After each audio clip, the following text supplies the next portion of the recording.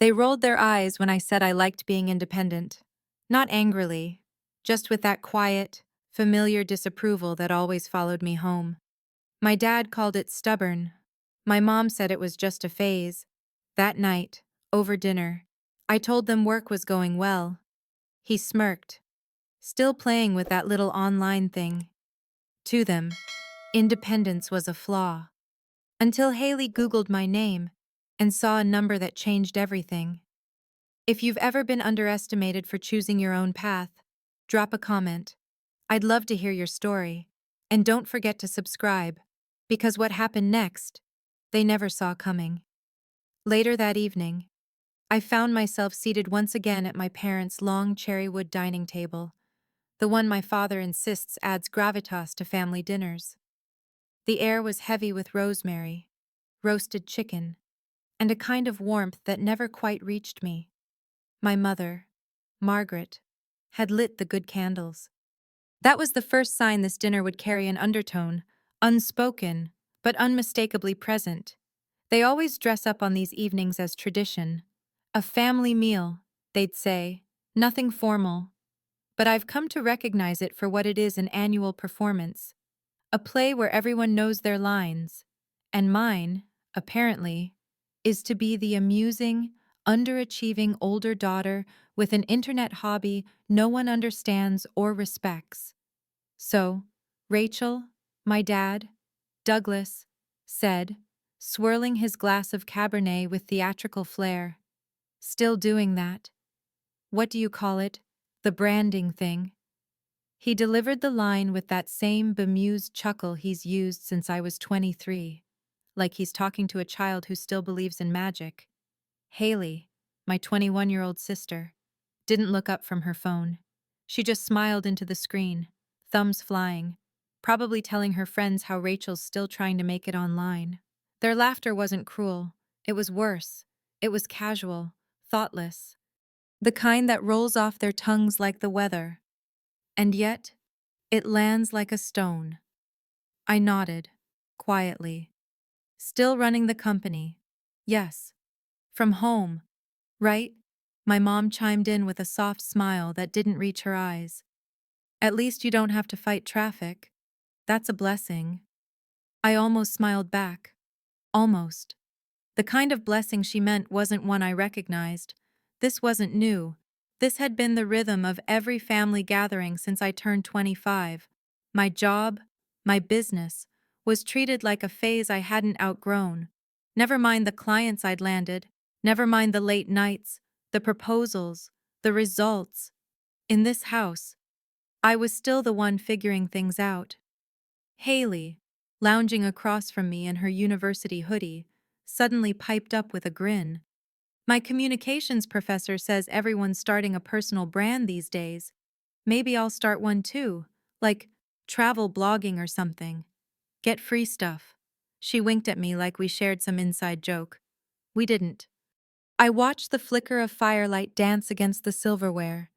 I watched the smiles, the nods, the illusion that this was all harmless. But the truth, there's a particular kind of loneliness that comes from sitting at a table with people who love you, but only the version of you that fits neatly into their expectations, the safe version, the small version. And tonight, as they laughed and passed the salad bowl, I felt something shift. Not in them, but in me. Not anger, not resentment, just clarity. A quiet recognition that this was the same script they'd always read from. But maybe, just maybe, I didn't have to play my part the same way anymore. I suppose if you asked anyone at that dinner table who I am, they'd give you some version of the same answer. Oh, Rachel. She works online. Something with branding. I think. It's kind of like a freelance thing. From home. If they were feeling generous, they might add, she's good with computers, as if that somehow explained everything and nothing at all. But let me tell you who I actually am. My name is Rachel Linwood. I'm 30 years old, and I live in Portsmouth, Virginia. On paper, I'm the founder and CEO of Linwood Digital, a strategic branding firm that helps startups, creators, And quietly ambitious companies find not just their message, but their identity. In reality, I'm a builder. I build clarity. I build stories. I build momentum for people who are ready to stop being overlooked. And I built it all from nothing. No loans, no family handouts, no seed capital from well-connected uncles or college roommates with angel investor dads. I started with a beat-up laptop, a folding chair, and a chipped mug that said, "Let's do this." The mug was lying on most days, but I kept drinking from it anyway, because I had to. Because I'd already learned, long before that first client emailed back, that no one was going to hand me a blueprint. If I wanted something real, something lasting, I would have to draw it myself. It began in my tiny apartment just off High Street. Rent was cheap, the walls were thin, and the Wi-Fi was just strong enough to keep me tethered to opportunity. I worked 12, sometimes 16 hours a day, jumping between client calls, pitch decks, market research, and endless revisions. Some nights, I fell asleep at my desk. Other nights, I didn't sleep at all. But not once did I consider giving up. Not because I wasn't exhausted, but because quitting felt like confirming every doubt they'd ever had about me. See, to my family, entrepreneurship was a fantasy, the kind of thing college kids daydream about before applying for real jobs with health insurance and matching polos. My father, Douglas, spent his life in middle management at a paper company. Respectable, stable. Understandable. So anything outside those parameters, especially anything involving the internet, was instantly dismissed as unserious. He never said it cruelly, but his disbelief was constant, like a dull hum behind every conversation. Still on that laptop, he'd ask, even when I was clearly presenting to a client. Any luck finding something more stable, he once offered. A week after I landed my first six-figure contract. My mother wasn't as vocal, but she didn't need to be. Her way of undermining came softly, wrapped in concern. "Just promise me you're saving," she'd say, "in case this whole online thing doesn't last." That tone, gentle, sweet, and quietly lethal. It said, "We care, but not quite enough to understand." And Hailey, well, she grew up watching that same script. To her, I was the quirky big sister with vibes but no structure. She'd call my business cool in front of her friends, then joke that I worked in pajamas and never really leave the house. She wasn't trying to be cruel, she just didn't know better. No one in that house did. What they saw was a girl staring at a screen. What they missed was the woman building a company. They saw a hobby. I saw a legacy. There were nights when I wished, desperately, for even one of them to ask me a real question, not out of politeness, not out of obligation, but out of curiosity, out of care. But they never did, because they'd already written the ending of my story without ever reading the first chapter. And so I stopped explaining. I let them laugh, let them believe I was dabbling in digital fairy dust. It hurt less that way. Easier to smile and nod than to open up and be met with silence or worse, a shrug. But still, I kept going. Not for them, not even to prove them wrong. I built because I believed in what I was creating. I built because something inside me refused to be small. I built because I knew, even in the quiet, even in the loneliness, that what I was doing mattered. And eventually, the world started to agree. Clients grew. Referrals came. Campaigns launched and succeeded. I spoke at conferences, got featured in industry blogs, and while they kept smiling at me across dinner tables, seeing nothing but a screen and a stubborn streak, I was building something they could never quite see, until one night, in the middle of a roast chicken dinner, my sister picked up her phone, and finally did. They say your first definition of love is your family. The people who raise you, the voices you hear before your own form.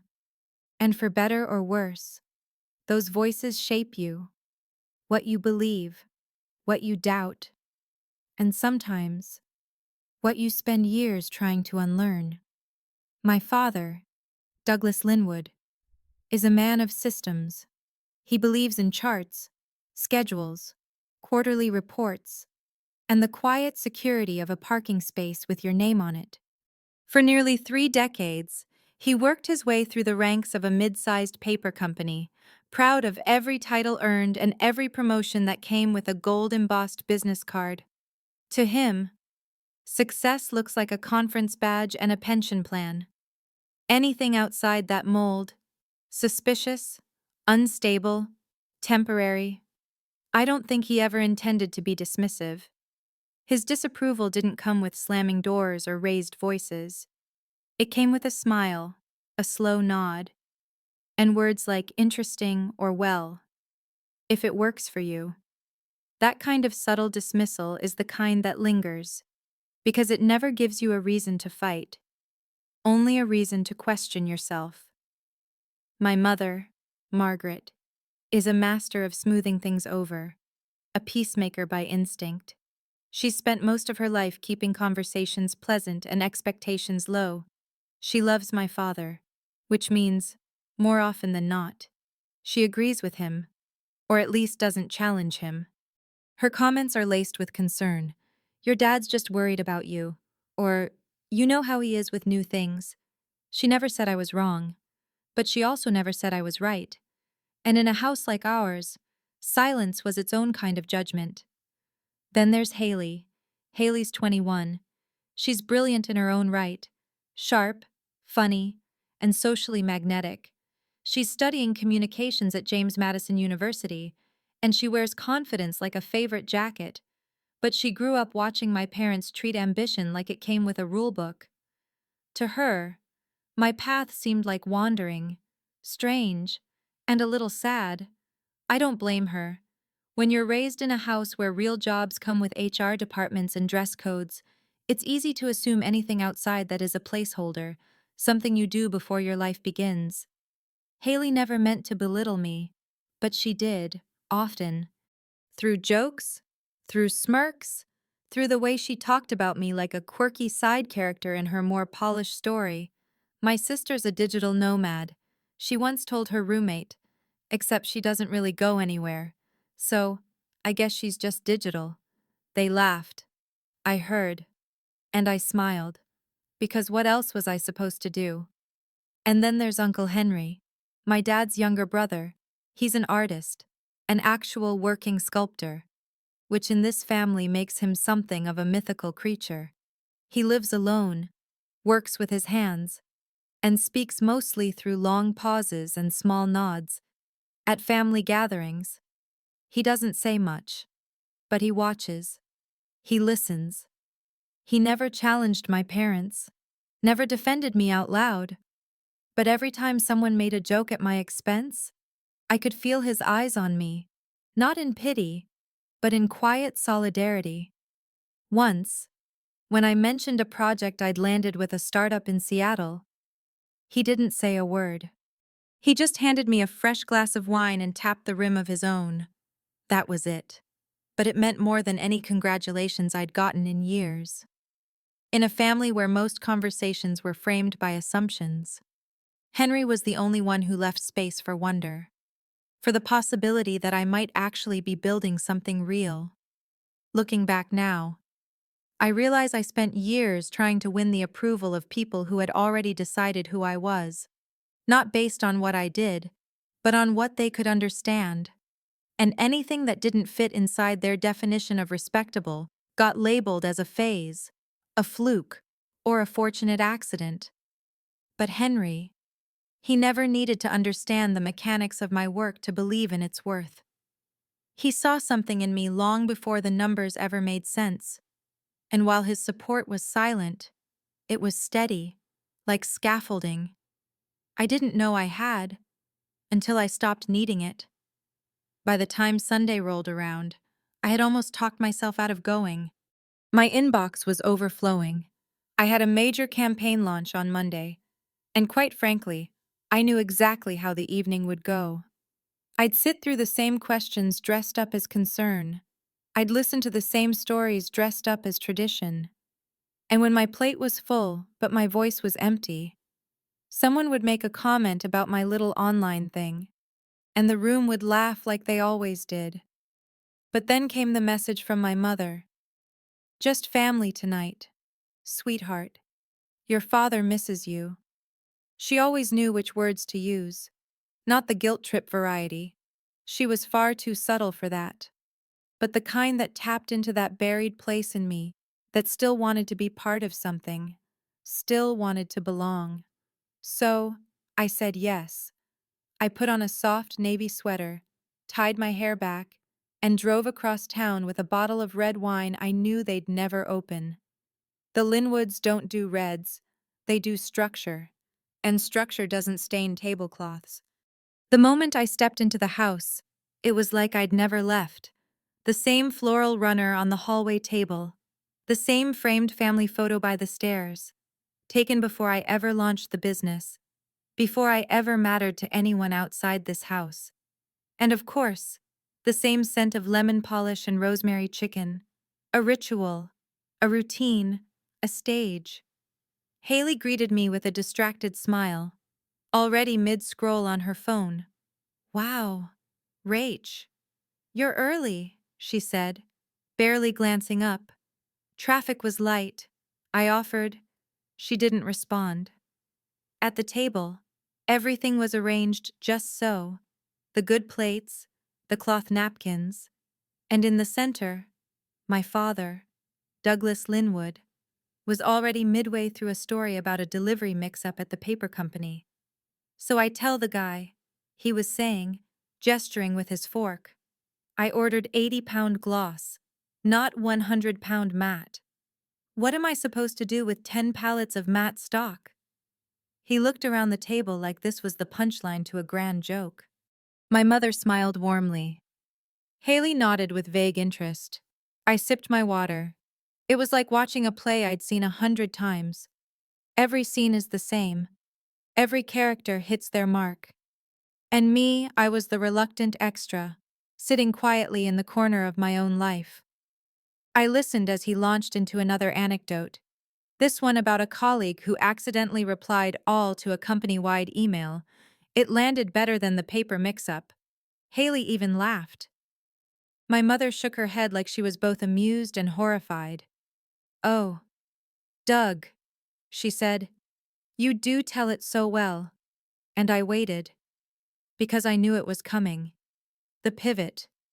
The lull in conversation where attention drifts and someone, usually my father, decides it's time to shift focus, to ask what I've been doing lately, not out of interest, but because it fills the space, because that's where I'm allowed to exist in this family, between stories, between courses. I pushed a roasted carrot across my plate and glanced at the clock. 35 minutes in, right on schedule. He folded his napkin, cleared his throat, and looked at me. So, Rachel, he began, the same way he always did. Still doing that. Branding boutique. I smiled, not because it was funny, but because it was expected. It's a digital branding firm. Dad, I said evenly. And yes, I'm still doing it. He nodded. That familiar, measured nod. Must be nice, he said. No commute. Work in your pajamas all day. A soft chuckle followed, like punctuation.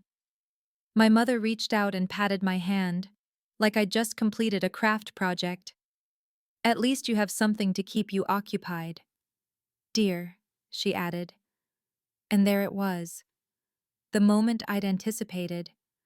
The moment they turned the sum total of my ambition, my career, and my independence into something harmless, something quaint. But this time, something was different. Because just as I was about to lower my eyes and move on, I noticed Hailey had stopped scrolling. She was staring at her phone, her brows furrowed, her thumbs still. The glow of the screen lit up her face as she read something, then read it again.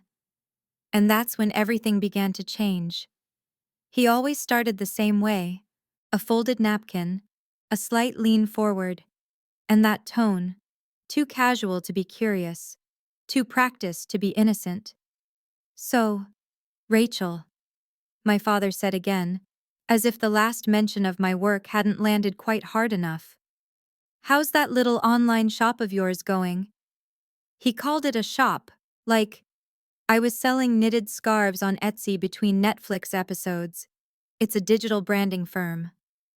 Dad, I said once more, calmly, not cold, though I could feel the sting gathering behind my ribs, and it's going very well. Well, good, good, he replied, the words stretched out as if trying to sound supportive, but the smile that followed gave him away. That smirk. The same one he used when I was 13 and tried to convince him I could fix the garage computer on my own. The one that said, I'll humor you, but I don't believe you. You're lucky, really, he added.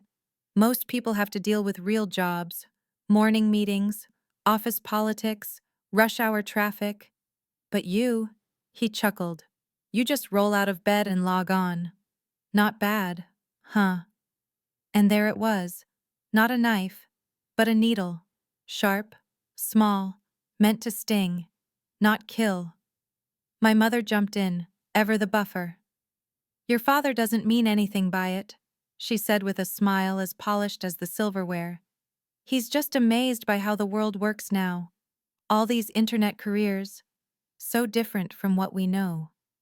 Then, turning to me, she added in that soft, syrupy voice she reserved for disapproval, dressed as concern. It's good you have something to keep you busy, sweetheart. Something to fill your time. I mean, at least until something more permanent comes along. Fill your time. Like I was painting birdhouses in the garage. I placed my fork down slowly. Not slammed, not dropped, just gently enough to keep the peace. Because I knew how this went. If I defended myself too quickly, I was being defensive. If I explained my work too thoroughly, I was being boastful. If I said nothing, I was proving them right. So, I said what I always said. That's not exactly how it works. But sure. Then I smiled. Tightly. Politely. The way women do when they've been insulted in public and still want to be invited back to the table. The truth is, I'd been here before. This exact conversation, with slightly different words. For years. It was a loop. A pattern. And I had learned how to survive it without setting fire to the room. Still, it burned. Because no matter how much I built, how far I came, how real and measurable and public my work became, inside this house, I remained the daughter with a project, a phase, an experiment. I looked across the table at Hailey, expecting her usual smirk, but she wasn't laughing this time. She wasn't even listening to them. Her phone was still in her hand, but her posture had changed. Her eyes, wide, brows slightly raised. She wasn't scrolling anymore. She was reading, deeply, slowly. And then, without a word, she let out a breath. Not a gasp, not a dramatic exhale, but something that made the whole table pause for just a second. What is it? Honey, my mother asked, her voice floating into the quiet like a ribbon. But Hailey didn't answer. She just kept looking down at her screen, then up at me, then back down again. And I knew, without anyone saying it out loud, that the script was about to break. At first, I thought she was just bored. Hailey always had a way of checking out mid-dinner, half listening, half texting, all while giving just enough nods to seem present. I'd seen it 100 times. She'd scroll through her phone, send some emojis, maybe post a filtered photo of the food if the lighting was decent, but this time felt different. Her hands were still, her eyes focused. The screen's glow painted her face in cold blue light. She wasn't texting. She was reading. What is it? Honey, my mom asked, her voice light, a little sing-song. Hailey didn't answer right away. She scrolled slowly. then stopped. Her lips parted like she was about to speak, but nothing came out. When she finally looked up, her expression had changed. The usual playful detachment was gone. In its place, confusion, and something else. Something I'd never seen from her before. She looked at me, really looked, then back at the screen, then back at me. Dad, she said, voice unsteady. He was mid-sip of wine, clearly caught off guard. What you know? Rachel's company, her online thing? My dad chuckled again, clearly ready with another punchline. Yes. Her little boutique branding business. We've all heard the pitch.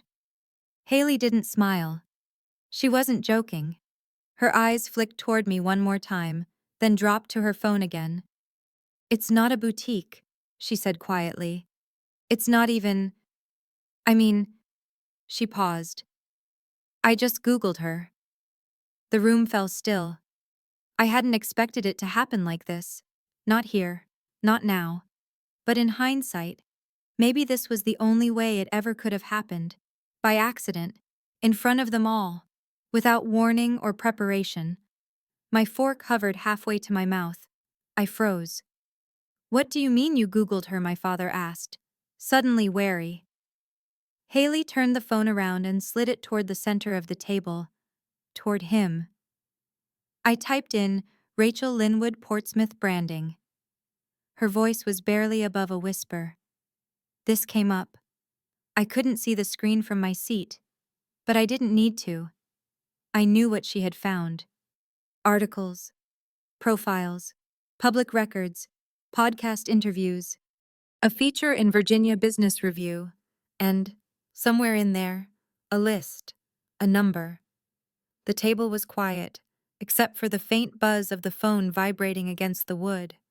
My father leaned forward and took it from her, squinting slightly as he began to read. At first, he said nothing, his brow furrowed, his jaw tightened. Then, his eyes widened. He looked up at me, then back at the screen, then again, at me, like he was seeing someone he didn't recognize, like I'd grown a second head in the time it took to scroll. Margaret leaned in, now fully alert. Doug. What is it? He didn't answer.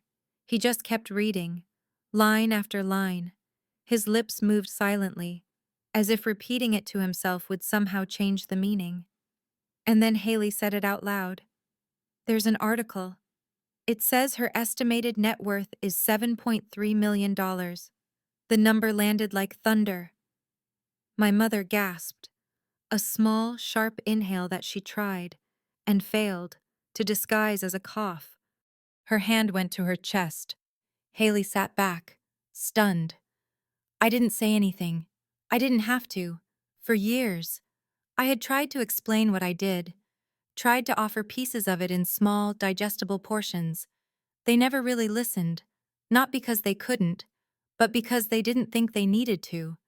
They'd already decided who I was, and in their minds, nothing I could say would change that.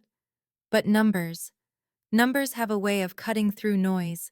7.3 million wasn't a phase, it wasn't a hobby, it wasn't something to keep me busy, it was undeniable. And for the first time in my life, they were finally, unmistakably paying attention. The silence that followed wasn't ordinary. It wasn't the kind of lull that comes between courses or after someone tells an awkward joke. It was the kind of silence that arrives when a truth too big to ignore settles in the center of the room. Heavy, undeniable, and humming with implications. My father stared at Hailey's phone as if it had just delivered him a letter from another universe. One where his daughter wasn't struggling, wasn't dabbling, wasn't pretending, but thriving, quietly, powerfully, and entirely without him. He blinked. Once, twice, then cleared his throat. It says, 7.3 million. The words came out like gravel, as if speaking them aloud gave them weight he hadn't fully accepted. My mother clutched her napkin, her fingers trembling slightly. Million, she echoed. The word soft, almost fragile. I nodded once. Calm. Yes. The shift was instant. It moved through the table like an invisible wave, knocking down assumptions, flattening the condescension that had hovered over me since I walked in the door. Their faces, my father's stern composure, my mother's gentle detachment, even Hailey's wide-eyed disbelief, all cracked at once. And underneath, I saw it. Shock, confusion, and something dangerously close to regret. For a long moment, no one spoke.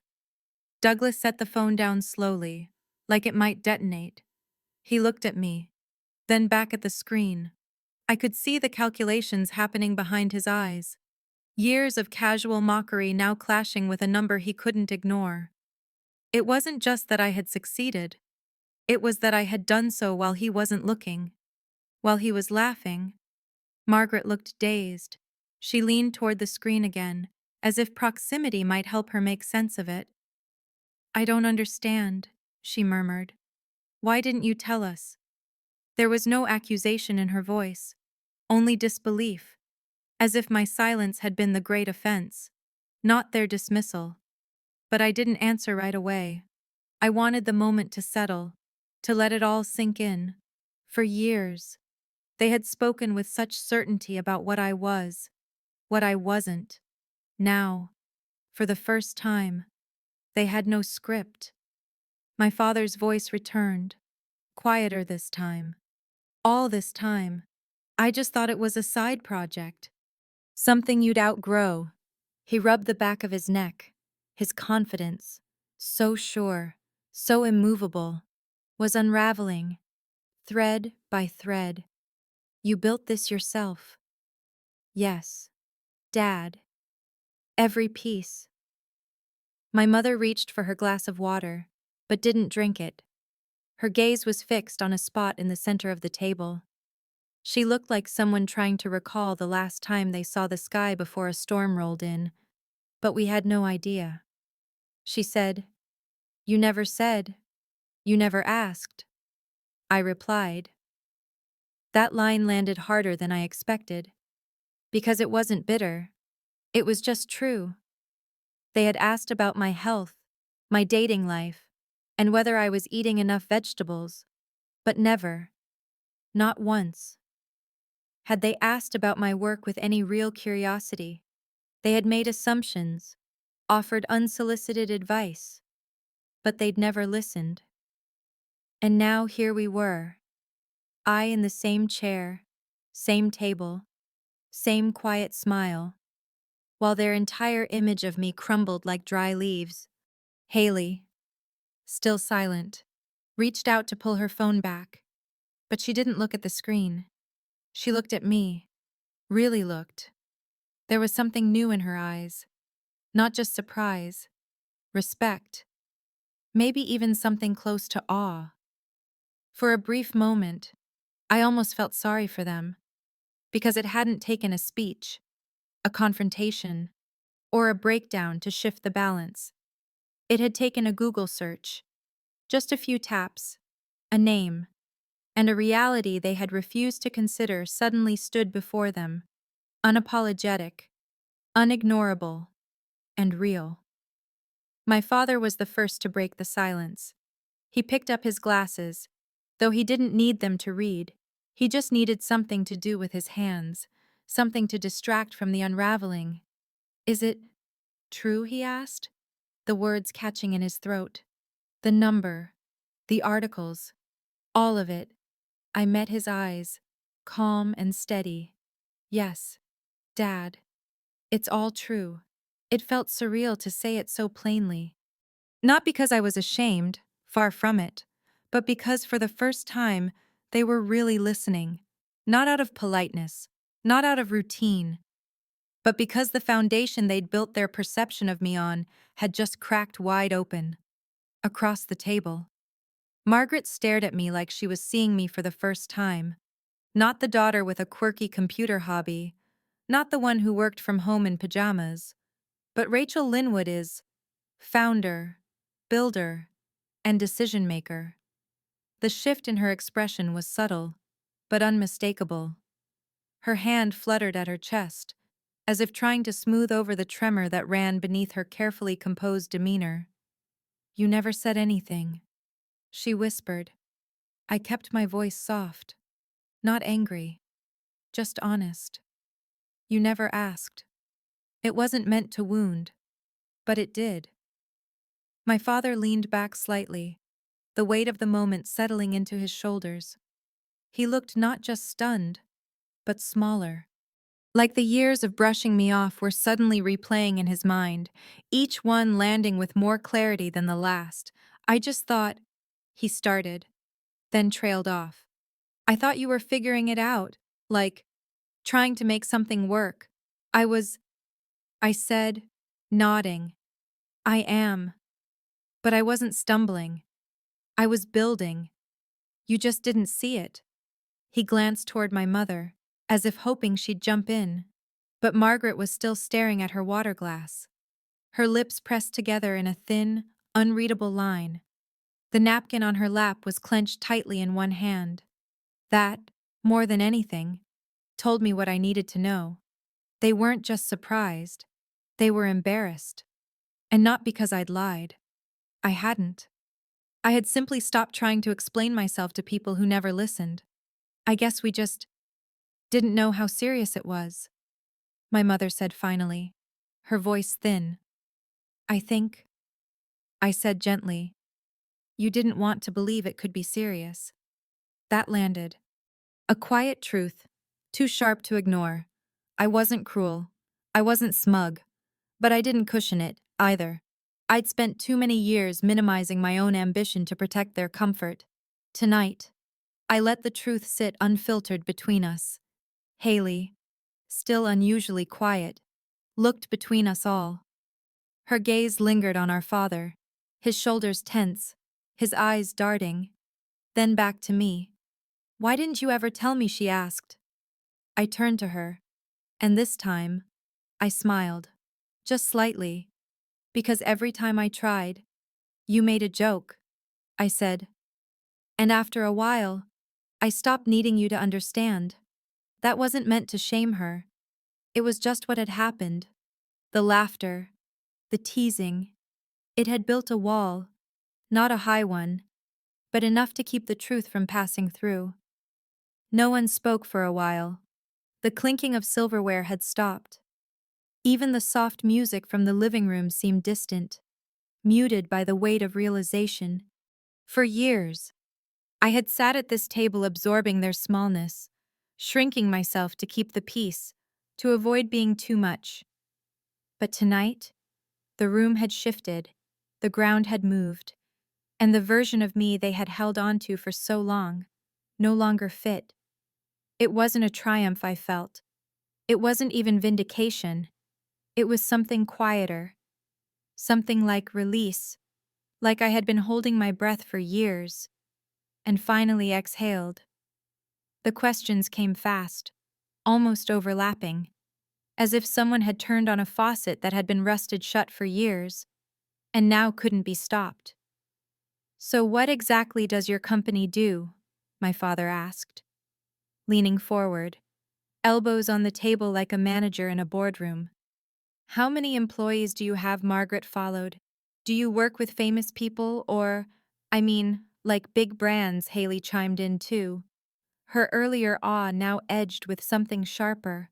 "Wait, is that number real?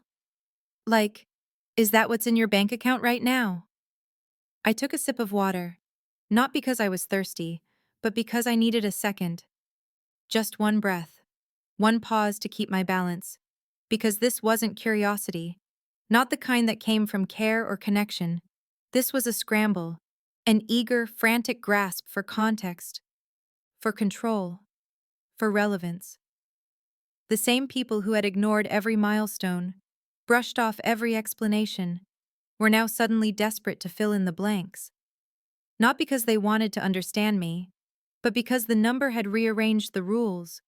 It had forced them to take me seriously, not as a person, but as an asset. "It's a private company," I said calmly. We build digital strategy for startups, creators, and B2B teams, branding, market positioning, launch campaigns. My father blinked. So, like advertising. Not quite, I replied, letting the pause stretch. And you charge how much for that kind of thing, he asked, eyes narrowing. I mean, just out of curiosity. There it was. Just out of curiosity. I looked at him and said nothing. Not because I didn't have an answer, but because I finally understood that it didn't matter. It didn't matter what I told them. The curiosity wasn't about what I built. It was about how much it was worth. Their sudden attention wasn't rooted in pride. It was rooted in disbelief, in calculation. Margaret reached for her wine, something she rarely did. Do you remember the Hendersons? Their son started an app and got bought out. You know, I think he invested in some local nonprofit after that. She looked at me meaningfully. You've always been generous. I smiled. Tightly. I still am. Just selectively. Hailey raised an eyebrow. So wait. How much of that is, like, profit? Do you pay yourself a salary? Or do you just keep it all? Her tone was casual, but I felt the edge beneath it. As if my financial structure had suddenly become a family business. I glanced at the clock. I hadn't realized how slowly the evening was dragging now. Minutes stretching, every second under scrutiny. It wasn't the questions that bothered me. It was the intent behind them. Not one of them had asked what it felt like, what it took. No one asked about the late nights, the risk, the loneliness, the self-doubt. No one asked if I was happy. They asked about numbers, about clients, about what came next, through the lens of value. And by value, they meant money. I looked at them, their eyes bright with newfound interest, and felt the same tightness return to my chest. The same weight I'd walked in with, just wearing a different name. They weren't seeing me. They were seeing what I'd built, and wondering what it meant for them. It was ironic, really. For so long, I'd wished they would ask. Just ask. But now that they finally were, all I wanted was for the questions to stop. Because this wasn't a connection, it was an extraction. And the more they spoke, the more I realized this wasn't the validation I had imagined. It wasn't sweet. It wasn't satisfying. It was hollow. And worse, it was exhausting. At some point during their barrage of questions, I realized I was no longer part of the conversation. I had become the subject of it. A case study, a curiosity, a headline comes to life at their dinner table. So, do you invest too? My father asked, his tone shifting from disbelief to something bordering on intrigue. You could give a talk at Hailey's school, my mother added. I'm sure the department would love to have a successful alum speak. You'd be such a great example. Hailey nodded slowly. Yeah, I mean, this could really open doors. There it was, the pivot, from condescension to appropriation, from dismissal to usefulness. They didn't even realize it, but in real time, they were trying to reframe me, make me make sense again. If I could be repackaged as a teachable moment, a humble success story born from their stable upbringing, maybe the discomfort would go away. Maybe they could still fit me into their version of who I was supposed to be. But I didn't fit anymore. I folded my napkin slowly and placed it beside my plate. The movement alone was enough to quiet the table. Well, I said gently, this has been illuminating.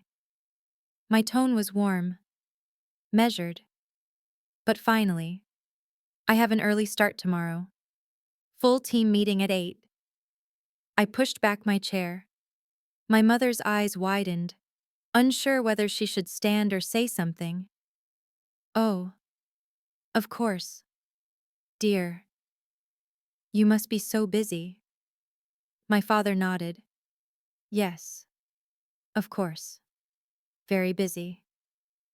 Even Hailey looked uncertain, as if she had more to say, but no idea how to say it. I didn't wait for them to gather their thoughts. I'd waited long enough. I reached for my coat from the back of the chair and slipped it on without a word. No fuss, no dramatics, just clarity. At the door, I turned and offered one last smile. Not cold, not performative, just quiet and honest. Good night, everyone. And then I stepped outside. The air was cooler than I remembered. Crisp, clean. I inhaled deeply, letting it fill a space inside me that had been tight for far too long. I walked down the front steps slowly, each one peeling away another layer of what I'd carried in with me. The old ache of not being enough, the habit of shrinking myself to be digestible, the hope, faint but persistent, that one day they'd see me. They had seen something tonight, but not me. They saw a number, a net worth, a story they could finally tell at neighborhood barbecues. But they didn't see the woman who built it, who endured, doubted, fought, and kept building anyway. And that was okay, because I no longer needed their vision to validate mine. As I reached my car and opened the door, I looked back once, just a glance at the house where so many versions of me had been misunderstood, dismissed, contained. Then I got in, closed the door, and drove away. Not just from a dinner, but from a narrative I no longer belonged to. From this point on, I wasn't shrinking, I wasn't waiting, I wasn't explaining. I was simply gone, and somehow, more present in myself than I had ever been. The first voicemail came at 8:12 the next morning. "Hi, sweetheart. It's Mom." Margaret's voice chimed through my phone. Light and too sweet, like she was trying to rewind the night before. I was thinking, maybe you could come by again this week, just the four of us. We can make your favorite lemon rosemary chicken. No pressure.